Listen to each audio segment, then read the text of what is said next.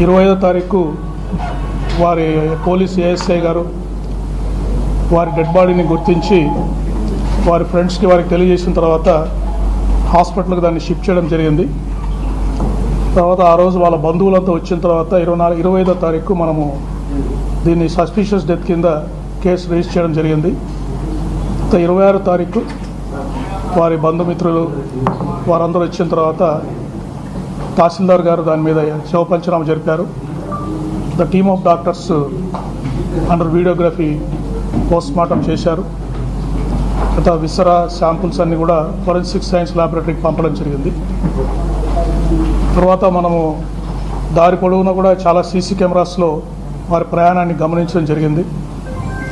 ఆ CC footages అన్నీ కూడా సెంట్రల్ ఫోరెన్సిక్ ల్యాబొరేటరీ హైదరాబాద్ పంపించి అక్కడ కూడా అనాలిసిస్ చేశాము. ఇట్లా రకరకాల స్టెప్స్ మేము ఇన్వెస్టిగేషన్ స్టెప్స్ తీసుకున్నాము. ఆ స్టెప్స్ అన్నీ మీకు ఇప్పుడు 1 by 1 ఎగ్జామిన్ చేస్తాము. ఒకటి ఎగ్జామినేషన్ ఆఫ్ విట్నెసెస్, అంటే దారి పొడవునా వారి ప్రయాణాన్ని గమనించిన వారిని, తర్వాత వాళ్ళు ఫోన్లో మాట్లాడిన వారిని, వారు కొంతమంది ఫోన్లో కూడా మాట్లాడారు ప్రయాణం చేస్తున్నప్పుడు. తర్వాత ఇక్కడ వారి ఫ్రెండ్స్ని ఇక్కడికి వస్తున్న ప్రదేశానికి ఇక్కడ ఒక హౌస్ చూసిన సైట్ చూసిన అబ్బాయితో వెల్డింగ్ చేయడానికి ఒక అబ్బాయిని మాట్లాడారు. ఆ సైట్లో వారితో మాట్లాడాము. ఇక్కడ వాళ్ళ ఫ్రెండ్స్తో మాట్లాడాము రాజమండ్రి నగరంలో. తర్వాత వాళ్ళ ఫ్యామిలీ మెంబర్స్తో కూడా మాట్లాడడం జరిగింది. ఈ విట్నెస్ అందరినీ ఎగ్జామిన్ చేశాము. తర్వాత సీసీటీవీ ఫుటేజ్ హైదరాబాద్ బయలుదేరినప్పటి నుంచి వారు మరణించే వరకు దారిలో ఉన్న సీసీ కెమెరాస్లో ఫుటేజ్ అంతా వారి ప్రయాణాన్ని తీసుకోవడం జరిగింది. అయితే సీసీటీవీ ఫుటేజ్ని ఈ సెంట్రల్ ఫోరెన్సిక్ సైన్స్ ల్యాబొరేటరీ హైదరాబాద్లో దీన్ని అనాలిసిస్ చేయడం జరిగింది. తర్వాత క్రైమ్ సీన్ అబ్జర్వేషన్, అంటే అక్కడ ఎక్కడైతే ప్రమాదం జరిగి వారు పడిపోయి చనిపోయారో ఆ సీన్ అబ్జర్వేషన్ని ఫోరెన్సిక్ ఎక్స్పర్ట్స్ ఎఫ్ఎస్ఎల్ విజయవాడ నుంచి వచ్చి ఆ సీన్ అంతా అబ్జర్వ్ చేశారు. అక్కడ శాంపుల్స్ కూడా కలెక్ట్ చేశారు. తర్వాత ఏ వెహికల్ మీద అయితే వారు బుల్లెట్ మీద, వాళ్ళు ఎన్ఫీల్డ్ బుల్లెట్ మీద వారు ట్రావెల్ చేస్తున్నారు, ఆ వెహికల్ని, కొన్ని సస్పెక్ట్ వెహికల్స్, అంటే వారితో పాటు కొన్ని వెహికల్స్ కార్స్ ప్రయాణం చేసాయి, ఒక 4 నుంచి 6 వెహికల్స్ ప్రయాణం చేసాయి. ఆ వెహికల్స్ అన్నింటినీ కూడా ఫోరెన్సిక్ ఎక్స్పర్ట్స్, తర్వాత team of transport officials, district transport officer east Godavari district సంబంధించిన ఎంబీఐ, ఏఎంఐ, డిటిఓ గారు ఆ వెహికల్స్ అన్ని ఎగ్జామిన్ చేశారు. టెక్నికల్ డేటా అనాలిసిస్, అంటే వారి సెల్ ఫోన్ ట్రాకింగ్, ఎవరెవరితో మాట్లాడారు అవన్నీ కూడా టెక్నికల్ డేటా అనాలిసిస్లో చేశాము. తర్వాత యూపీఐ పేమెంట్స్, వారి దారిలో వారి సెల్ ఫోన్ ద్వారా కొన్ని పేమెంట్స్ చేశారు, అవి కూడా చూసాము. తర్వాత post mortem examination team of doctors చేశారు. ఈ అనాలిసిస్ ఆఫ్ ఆబ్జెక్ట్స్, బాడీలో ఉండే ఆబ్జెక్ట్స్ అన్నీ ఎఫ్ఎస్ఎల్, ఆర్ఎఫ్ఎస్ఎల్ విజయవాడలో ఎగ్జామిన్ చేశారు. ఒక ఫైనల్ ఒపీనియన్ వచ్చింది, ఇన్వెస్టిగేషన్ ఫైండింగ్స్. ఈ లైన్స్లో మీకు మేము ఎక్స్ప్లెయిన్ చేయడం జరుగుతుంది. నెక్స్ట్ ఎగ్జామినేషన్ ఆఫ్ విట్నెసెస్లో మెయిన్ వారి కుటుంబ సభ్యులను ఎగ్జామిన్ చేశాము. వారెవరు కూడా మాకు ఎటువంటి అనుమానం లేదు, పోలీసు వారే ఇన్వెస్టిగేట్ చేసి వారికి మరణానికి కారణం తెలియజేయండి అని చెప్పడం జరిగింది.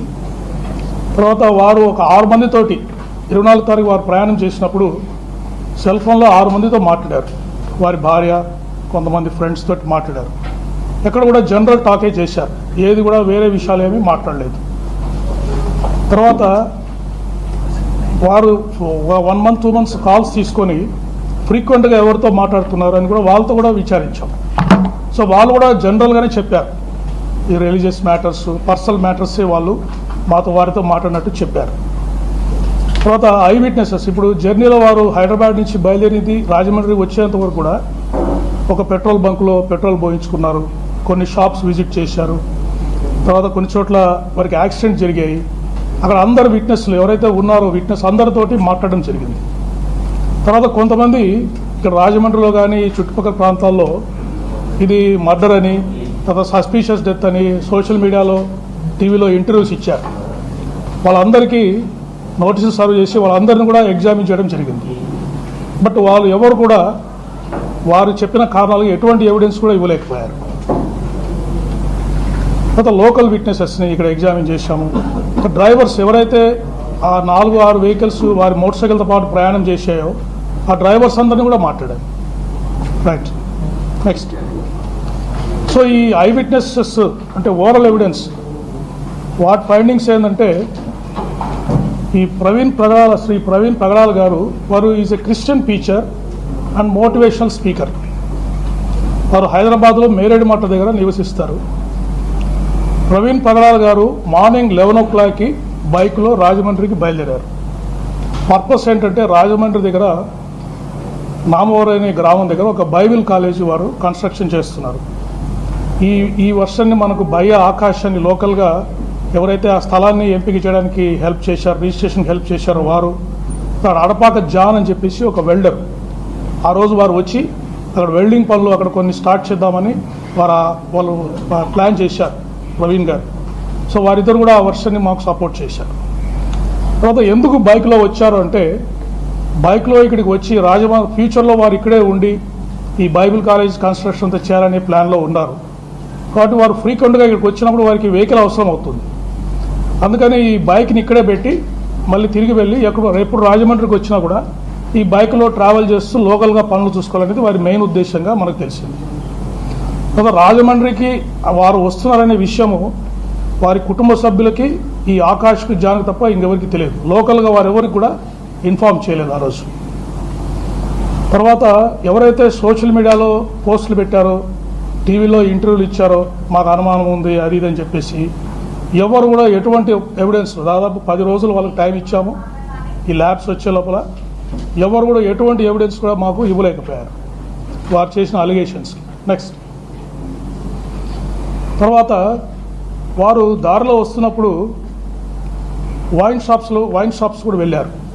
హైదరాబాద్లో, తర్వాత కోదాడ దగ్గర, తర్వాత ఏలూరు దగ్గర. అక్కడ కూడా వైన్ షాప్ ఎంప్లాయీస్ కూడా మేము ఎగ్జామిన్ చేశాము. అక్కడ యూపీఐ పేమెంట్స్ చేశారు వారు. ఆ పేమెంట్ చేసిన ట్రాన్సాక్షన్స్ కూడా మేము కన్ఫర్మ్ చేసుకున్నాం. అక్కడ విట్నెస్తో కూడా మాట్లాడాము. దారిలో వారు 3 సార్లు వారికి యాక్సిడెంట్ అయింది రాజమండ్రి వచ్చే లోపల. ఒకటి వెంకటసాయి ఫుడ్ ప్లాజా చీలకల్లు దగ్గర ఒకసారి మోటార్ సైకిల్ నుంచి పడిపోయారు. అక్కడ ఒక లారీ వెనక వెళ్తూ వారు పడిపోయారు. అక్కడ నారోగా యాక్సిడెంట్, మేజర్ యాక్సిడెంట్స్ మిస్ అయ్యారు. ఒక ఆర్టీసీ బస్ కూడా వారిని గుద్దబోయి పక్కకి వెళ్ళిపోయింది. సో అక్కడ ఎవరైతే స్టాఫ్ ఆఫ్ ఫుడ్ ప్లాజా ఉన్నారో వాళ్ళంతా వచ్చి వారిని హెల్ప్ చేసి మోటార్ సైకిల్ నిలబెట్టి పంపించారు. వాళ్ళందరూ కూడా ఈ ఇన్సిడెంట్ని కన్ఫర్మ్ చేశారు. ఇక్కడ కీసరా టోల్ ప్లాజా దగ్గర కూడా వారు చాలా వేగంగా వస్తూ అక్కడ ఒక బంకుని గుద్ది పడిపోయారు. అప్పుడు అక్కడ ఉన్న అంబులెన్స్ స్టాఫ్, మెడికల్ స్టాఫ్ వెళ్ళి వారితో మాట్లాడి వారికి ఏమైనా ఫస్ట్ ఎయిడ్ కావాలని విచారించి వారితో మాట్లాడిన తర్వాత వారు నాకు అవసరం లేదని చెప్పేసి అక్కడి నుంచి బయలుదేరారు. సో వారు కూడా ఈ ఇన్సిడెంట్ని మాకు కన్ఫర్మ్ చేశారు. రామవరపాడు దగ్గర వారు విజయవాడలో దాదాపు 3:30 నుంచి 4 గంటల వరకు ఉన్నారు. రామవరపాడు రింగ్ దగ్గర అక్కడ విజయవాడ ట్రాఫిక్ ఎస్ఐ గారు ఇంకొక 2 విట్నెస్లు కూడా ఆ ఇన్సిడెంట్తో కన్ఫర్మ్ చేశారు. తర్వాత గొల్లపూడి దగ్గర వారు ఇండియన్ ఆయిల్ పెట్రోల్ బంక్ దగ్గర రీఫ్యూయల్ చేయించుకున్నారు. అక్కడ కూడా వారు ఈ డ్రంకన్ అండ్ డ్రౌజీ స్టేట్లో కనిపించారని చెప్పేసి పెట్రోల్ బంక్ స్టాఫ్ మాకు చెప్పారు. సో ఈ విధంగా ఓవరాల్ ఎవిడెన్స్ మీద మనకి ఫైండింగ్స్ అన్నీ వచ్చాయి.